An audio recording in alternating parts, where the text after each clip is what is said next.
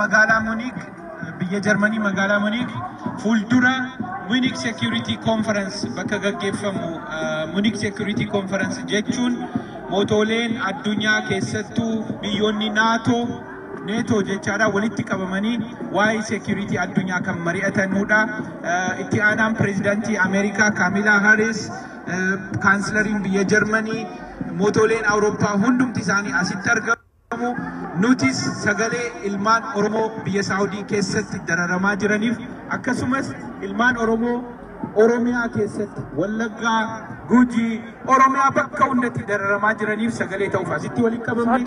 Kuno ummata Oromoo dhibboota hedduudhaan lakkaa'amantu asitti argamne ammas immoo hiriyoonni kuni jalqabbii bareedaadha. Hiriiraarraa uummata keenya kan Saudi Arabiyaa keessatti dararamaa jiruuf tahameedha.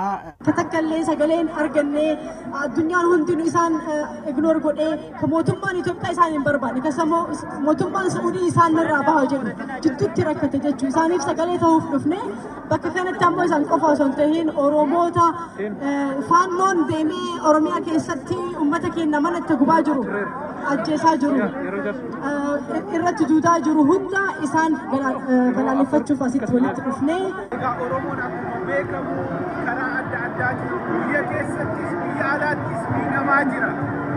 Isa biyya keessaatiif otuu iyyinu dabalataan akka mootummaa hin qabneetti lammiin keenya mana hidhaa Saawudii keessatti dararaa hangas hin jenne dubartoonni daa'imaa waliin dargaggoon achi keessatti lubbuu dhabuudhaan waan hedduu hirriba nama dhorku ta'aa jira. Taatee kana mormuuf Oromoonni biyya addunyaa bakka hunda argaman bahuu qabu, alatti bahuu qabu. Nuti warri Munich, warri Jarmanii baanee jirraa kun Baavaariyaa bakka adda addaarraa namoonni dhufanii sagalee. Nena sak muslim sudah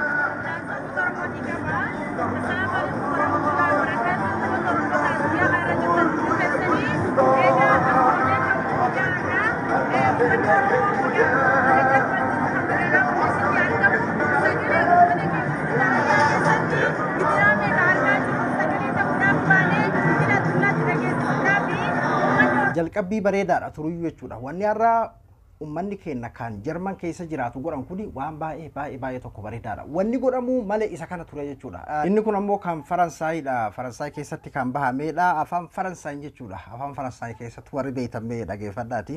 Les femmes, les enfants, les jeunes, ils sont en train de mourir en Arabie Saoudite. Justice, justice, justice pour les Éthiopiens, les civiliens. Justice pour les civiliens, pour les civiliens, pour les Éthiopiens qui sont prisonniers en Arabie Saoudite. L'État Arabie Saoudite, honte à vous, il faut libérer les jeunes, il faut les libérer. L'État Éthiopie, Abiy Ahmed, laissez les Éthiopiens d'entrer dans notre pays. Il faut laisser. Nigea kuni kanarraa Faransaay fi Jarman keessatti ta'ameedha. Awurooppaan guutuu wal gahuudha qaba. Garuu bakki ijoollee keenya hedduminaan namni keenya itti argamu Faransaay fi Jarman tana. Ammoo Ameerikaa Mineesotaalleen gabbahuu qabdi jechuudha. Mineesotaadha. Mata akka tanurra cifti Oromiyaa xiqqoota jedhamtu san uummata keenyaaf sagalee haala kanaan gadi bahanii akka warra Jarman akka warra gartee Faransaay kanatti gabbahanii guyyaa takkatti gadi bahame beeki wanti nuti dhiheenya kana fakkeenyaaf namni adda addaa akka waan gartee waan san ifirraa buusu fotoo ka'eetiin namni kophaan maxxansu yookiin ammoo mootummaan Itoophiyaa haa galchu maal waan jedhamu sanirra isa kanaadha kan faayidaa qabu. Dhiheenya kana akkuma isinuu yaadattan Ustaaz Ahmadiin Jabal jechuudha gaafiif deebii guyyaa lama dura Oromiyaa 11 waliin godhan irratti jechuudha. Furmaanni ijoollee tanaa maali jettanii yaaddan yeroo jedhamanitti afaan Oromootii afaan Amaaraa qofaan iyyuu miti. Afaan Oromootii afaan Amaaraatiin dubbachuun mootummaa biyya keessa jirutti himuun akkuma jirutti tahee afaanota biraatiin addunyatti himuudha. Garuu hiriira bahaan jenne isaan akka nama biyya keessa jiru tokkootitti afaan biraatiin afaanota biraa kan addunyaan dhageessisuun addunyaa dhageessisuun barbaachisaadha kan jedhudha kan isaan dhaaban. Kana jechuun maalinni hiriira bahuu isuma kana jechuudha. Amma kun afaan Faransaayii akkasuma afaan Jarmaniin afaan garaagaraatiin afaan addunyaatiin addunyatti himuu jechuudha. Suudiin lammiilee baqattoota keenya akkanatti miiteeti jirti. Akkasuma Abiyyi baqattoota keenya akkanatti lammii isaa galchuu fudhachuu diduudhaan akkanatti miidheeti jira. Keessattuu Suudiin akkanatti nu miite jirti kan jedhu addunyatti himuudha jechuudha. Baqataan addunyaa qaba malee mootummaan nuti namni barkaraa maleedha karaa nuti deemne sun jechuudha. Mootummaan amma numaa akkuma isinuu quba qabdanii beenyaa ittiin gaafataa jira jechuudha. Gaafa dhiyoo uummata kana galchee bakka geessuun qabu doolaara hagana naa kenna. Ganaa beeki in fudhachuu eegalee maaliin osoo hin taamin doolaara hangana naaf kenna doolaara gaafate jechuudha. Uummata saniif godhuu deemaa fi ufiif itti fayyadamuu deema maaliif beektan mootummaan amma xabshaayeeti jira waan rasaas hambisatu barbaada jechuudha.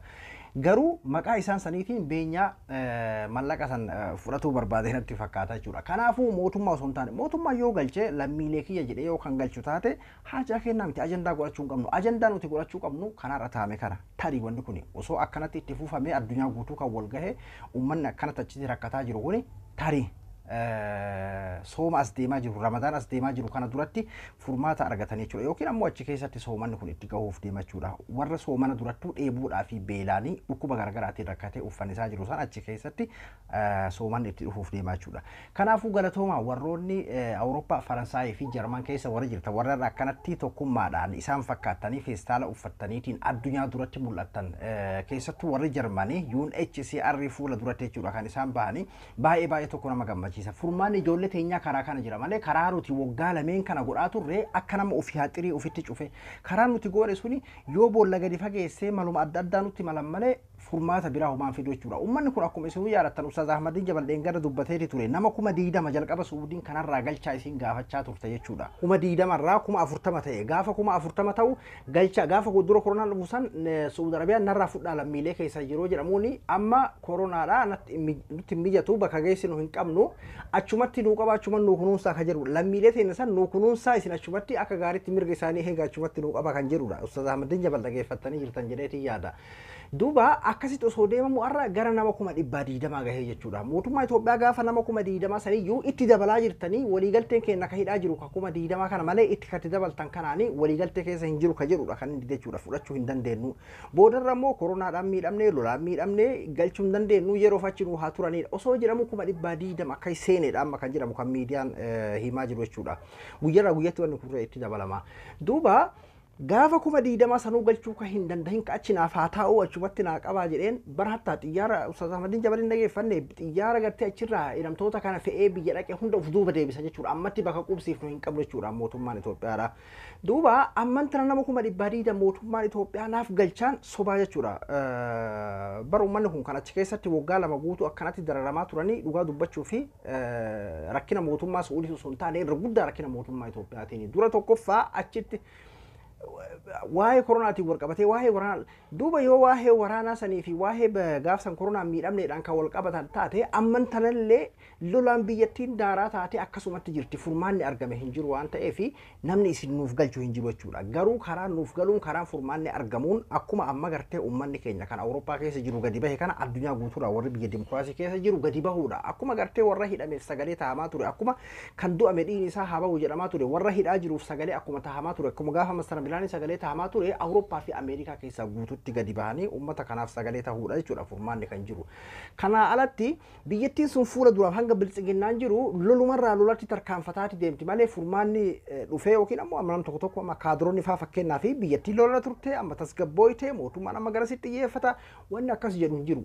Fuula duraa fi loluma caalutti deemamaa jira. Ganaa Itoophiyaa gudditti ijaaruudhaaf lola guddaa uummata guutuu waliin seenuu deemanii jechuudha. Amma iyyuu itti jiramaa mi Amaarri achii buqqa'e akkas ta'e Oromoon akkas ta'e haala akka isaan deemamaa jira amma iyyuu kun san ajjeese kun kan ajjeese kun hundi beeki qabsoo isaan Itoophiyaa gudditti ijaaruudhaaf godhaa jiranidha jechuudha. Kanaafuu wanti kun waan ammatti akka magartee kaadroonni jedhan sanii mootummaan amma tasgabbaa'ee lola xumuree lammiilee kana hin galchaadhaan sobanii uummata keenya akka isaan achitti dararaman abdii kijibaa godhan san osoo hin taane karaan ittiin furmaanni argamuun karaa kanaa jechuudha.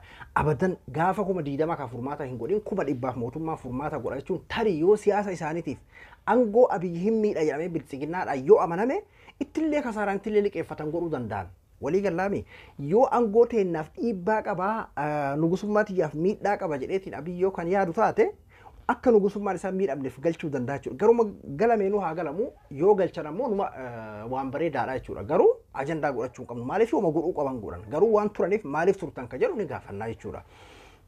Ka kanarraa hafee ummata fi yaadaniitiin warri biltsiginnaadha ummata kana fe'aniitiin nama kuma dhibba ka kuma diidama lama galchuun kuma diidama galchuun dandahin amman tana immoo kuma dhibbaa fi wahii galchan yoo jenne uf sobuudha jechuudha garuu baqataan addunyaadha qaba UNHCR qaba Human Rights qaba warra kanatti iyyuudha akkuma amma gartee Saudi Mali Germany fi Faransaay keessaa eegalame kana baqataan abbaadha qaba jechuudha biyya isaa irraa diinagdeedhaan haa ta'u siyaasaan haa ta'u dhiibame bahee biyya namaa keessa jira baqataan eega biyya ofii keessaa bahee biyya namaatitti baqatee abbaa qaba jechuudha sun malee akka gartee fakkeenyaaf nuti waggaa lameen kana mootummaan akkas tahee maarroo tahee waan hin taamne ajandaan taane qabannee uummanni keenya akka achitti dararamee akka guyyaan itti dheeratuuf karaa mijjeessine suni gonkuma sirrii miti jechuudha. Kanaafuu warri Awurooppaa keessa jiru fakkeenya bareedaadha eegalan haala bareedaadha eegalan jechuudha. Feestaala hidhatanii ija addunyaa duratti akkasiin mul'atuun afaan addunyaatiin akkanatti dubbatuun kanaadha jechuudha wanni dhabame. Akki gaafa duraan nuti kophaa Facebook irraa iyyinu feestaala uffatee namuu jedhu suni